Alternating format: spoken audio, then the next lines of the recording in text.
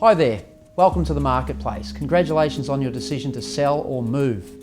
Thank you for appointing me to be your agent. It's a role that I relish and I take very seriously. I realise that one of the reasons you've chosen me to represent you is that you have definitely decided to move, because I have a reputation for being able to create results. Soon you will receive my vendor guide if you don't already have it, and this is my comprehensive summary of the selling system, the Ian Barnes selling system. Please take the time to read it and make a note of any questions that you may have. It is important, if we're to work together in a way that adds value to you and is effective, that our communication is comprehensive and that we have mutual trust and respect. I believe that one of the biggest barometers for measuring an outcome and whether it's going to be successful is to measure the amount of trust that exists between an agent and a seller. And I regard this as even more important than expertise and competence. So trust is number one, and you've appointed me based on trust.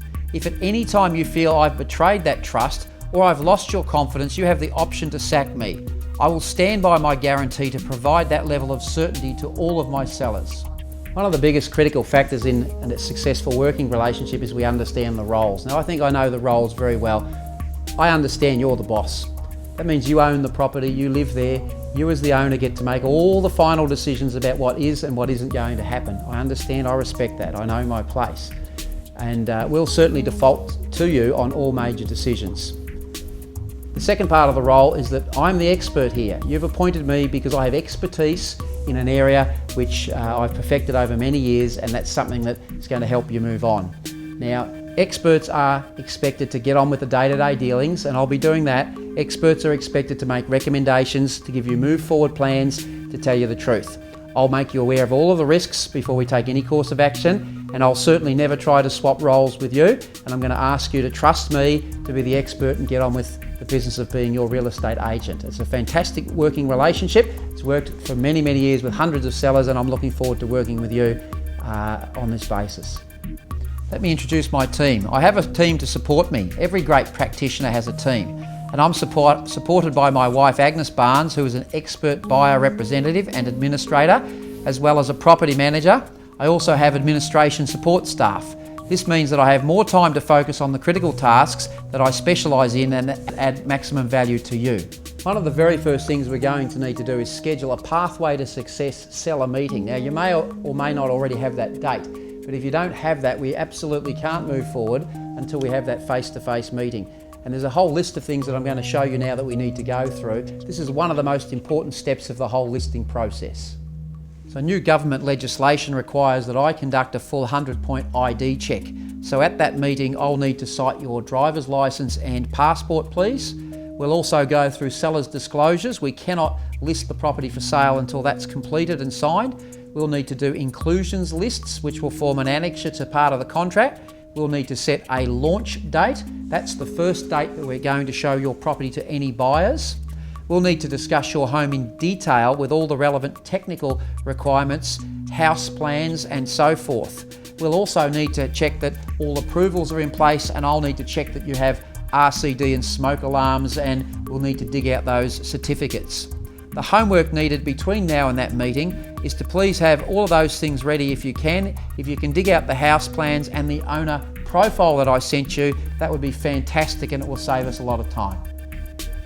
I'll also ask to collect a key at that meeting, and we'll need to have arrangements for the alarm code, please, as well, if you have one. I'm going to talk about incidents of buyers knocking on your door. Sometimes, whether it's after hours or sometimes in the middle of the day or a Sunday, you'll have the buyer knock on the door directly. There's a number of reasons for that. Maybe they rang me and they couldn't get me that exact second, or maybe they're just impatient, or maybe they're just curious. But please, under no circumstances, allow the buyer to walk through your home unsupervised without me as your agent there. I can't remember an instance in the last 10 years where a seller allowing a buyer to walk through a property resulted in a successful offer, or that where it was in the seller's best interest. We don't want the buyer learning too much about your business. We don't want them asking you questions casually about why are you selling, how much will you take for the property. We just don't need that. Now, you've employed me to be your agent and to protect you, so please, I'll leave some business cards for that purpose. Hand them one of my cards and ask them to give me a call, and I'd be delighted to do it for you and protect your interest and do it properly. Also, if any other agents call, and they usually always do it after you list the property, please be guarded. Now, some of them may be known to you or even friendly, but they're never going to sincerely wish you well. They'll have maybe a subtle dig or a shot at me. They'll maybe subtly mention the price or the fees charged. Whatever is typical in these phone calls, just be very guarded. You may notice mail or materials all of a sudden in the letterbox. These agents are playing catch up and they're trying to undermine your confidence in me. If that agent has buyers, let them call me and we'll conjunct with them. We even have an online form for this purpose. Now, with regards to communication, I pride myself in the way that my team and I communicate with our sellers. We're actually famous for it. We'll be giving you a lot of information and feedback, statistics, facts, so that you can make good decisions and so that you know the true picture, the reality as to what's happening, rather than only half of the picture. So this includes detailed weekly reports and feedback after every single buyer inspection. If I'm doing my job well, there won't be too many occasions where you should need to contact me, as I'll be providing you information in advance. Of course, you're welcome to contact me or my team anytime. Shortly, I'll be sending you a sample marketing calendar, which is the plan for the first 30 to 60 days and when things should happen. This will enable some good structure and planning. The calendar is of course flexible and it's only a guide, but it is based on tried and tested experience over many years. Usually every seller has a figure in their mind that they'd like to achieve. I get that, I understand that. It's my job to get you as much as I can.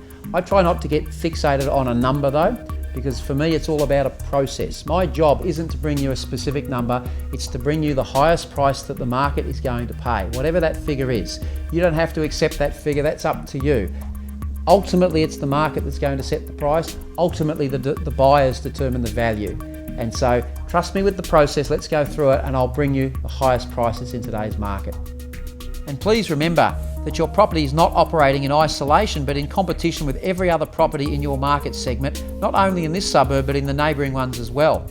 You even compete with the cost and availability of vacant land and building costs. For this reason, it's important we have regular and structured price review meetings to discuss where we're at. To enhance your chances of a sale, I usually do this at least 21 days after we're on the market, and usually this will give us a very good picture of where things are at, because everything is cause and effect and everything tells a story. By 21 days in, we usually have seen most of the best buyers. I've benchmarked the typical scenarios and I know what normal is meant to look like. Like a good surgeon would diagnose symptoms, we can do the same thing with a marketing campaign.